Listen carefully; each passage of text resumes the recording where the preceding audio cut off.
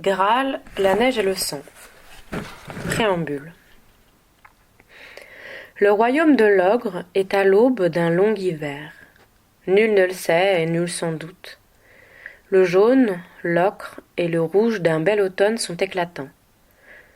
Les forêts qui recouvrent les trois quarts du pays bruissent de la course des cerfs, des sangliers, de la fuite des écureuils, du battement d'ailes des perdrix et des faisans. Les premiers vols d'oies sauvages, comme autant de flèches blanches pointées vers le sud, traversent le ciel. Nul ne le sait, nul ne s'en doute, mais la paix qui règne depuis bientôt 10 ans sur l'ogre est menacée. Alors que tantôt dans son château de Carduel, tantôt dans sa ville de Camelot, le roi Arthur, les chevaliers de la table ronde et toute la cour mènent une vie de quiétude et de plaisir, eh bien, certains vassaux, certains barons, se rassemblent en secret et complotent. La paix a duré si longtemps qu'ils pensent le royaume affaibli. Un roi et ses chevaliers qui ne combattent plus, qui se divertissent de fêtes, de festins, de chasses et de tournois, leur paraissent des proies désormais faciles. Certes, l'idée de se dresser contre Arthur ne leur serait pas venue seule. À la nuit tombée, certains soirs, depuis des mois, un homme et son escorte se présentent à la grande porte de leur château. Ils le reçoivent comme un hôte de marque. Ce n'est pas un homme qu'ils aiment, mais ils le craignent. Portant des armes et vêtus d'étoffes couleur d'or, il s'installe à la place d'honneur de leur table, et il parle. Son timbre est grave, et sa voix douce. Il n'élève jamais le ton. Il semble énoncer des évidences. « Arthur a vieilli, dit-il. Arthur est un roi faible. Les guerriers roux saxons occupent la côte occidentale du royaume. Et qu'a-t-il fait pour les en chasser? Rien. Il a conclu avec eux une paix de lâches. Il ne mérite plus d'être roi. » Les vassaux, les barons sont gênés par ce discours. Ils n'en disent rien.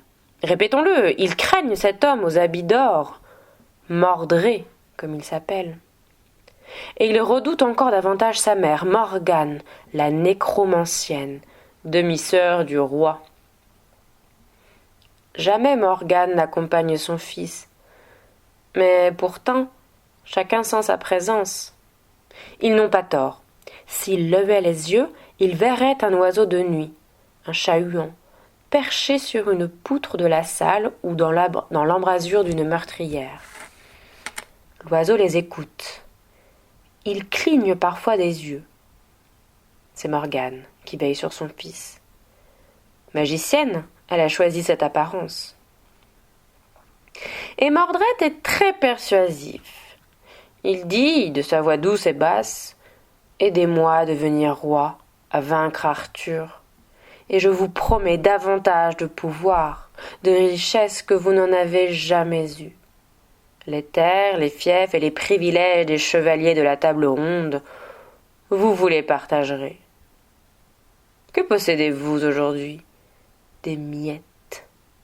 Les pauvres miettes des marches du royaume. Bientôt, si vous me soutenez, vous en serez les maîtres. » Il le croit, oublie de le craindre et l'admire. Oui, ils se battront à ses côtés. Mort à Arthur et aux chevaliers de la table ronde. Mordred s'en va. Il se rend chez les Saxons. Il leur tient le même discours. Il ajoute « Allions-nous, mes forces plus les vôtres, c'est assez pour écraser Arthur et son armée.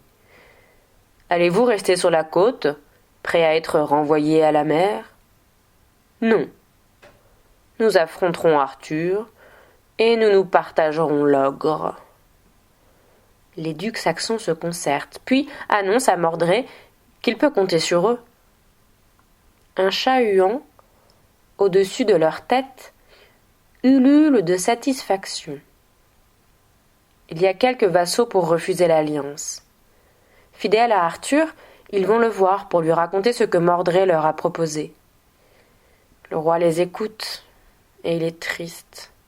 Non pas seulement parce qu'il comprend qu'il pourrait perdre son royaume, mais parce que tant de barons qu'il croyait ses amis, ses compagnons, préparent sa perte. Il appelle Gauvin, son neveu, et Guenièvre, son épouse, ses meilleurs conseillers. Il leur faut prendre des décisions. Le plus simple, dit Gauvin, serait d'affronter Mordred en jugement. S'il est tué, ses alliés abandonneront toute envie de guerre. Mais qui aujourd'hui est meilleur chevalier que lui, répond Arthur. Lancelot, dit Guenièvre. Arthur et Gauvin baissent la tête. Lancelot est sans doute le plus grand des chevaliers, mais il a disparu depuis 10 ans. Est-il mort? S'est-il fait ermite dans une lointaine forêt d'Écosse ou d'Irlande? S'il est vivant, reprend Guenièvre, un seul homme au monde pour le retrouver. Merlin. Merlin, depuis 30 ans, est le prisonnier des enchantements de Viviane. J'irai voir Viviane. C'est elle qui a élevé Lancelot. Elle délivrera Merlin par amour pour celui qui a été plus que son fils. Arthur et Gauvin se regardent. Ils pèsent le pour et le contre. Le roi hoche la tête. Très bien, madame. Partez en ambassade au lac, chez Viviane. Quant à moi, dit Gauvin, je vais avec quelques chevaliers tâcher de retrouver la trace de Mordred. C'est ainsi que le matin suivant, 2 escortes quittent Carduel. L'une s'en va vers le nord, à travers le pays de Galles, conduite par Gauvin. L'autre, accompagnant la reine, s'apprête au long voyage vers le continent, où se trouve le domaine enchanté de Viviane. Arthur est seul au sommet du donjon qui surplombe la mer, à l'ouest, et à l'est de profondes forêts aux frondaisons rouges comme du sang. Il se demande pourquoi la paix perpétuelle est impossible. Pourquoi Mordred lui en veut tant? Mordred est son seul fils.